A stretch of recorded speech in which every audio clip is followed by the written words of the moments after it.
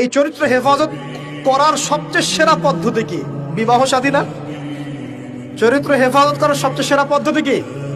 কারণ মানুষের যৌন চাহিদা আছে, ভালোবাসার প্রয়োজন আছে, আর স্ত্রীর দরকার আছে। মানুষের মধ্যে সবচেয়ে বেশি আকর্ষণ দেওয়া হয়েছে কার প্রতি? নারীর প্রতি। অতএব একজন পুত পবিত্র নেককার মেয়ে আমি চাই, চাই কিনা? আমরা সবাই চাই। এখন এ কারণে এই হাদিসের মধ্যে এটা নিবেন, ওই দুইজন মানুষ কোন দুজন? দুজন ছেলে ছেলেও হতে পারে, দুই মেয়েও হতে পারে, আবার ছেলে মেয়েও হতে পারে, যারা একে অপরকে ভালোবাসে। কার জন্যে? মানে পবিত্র ভালোবাসা, অপবিত্র জেনা নয়, পবিত্র ভালোবাসা, এবং মিলিত হয় আল্লাহর জন্যে। বিচ্ছেদ ঘটে কার জন্যে?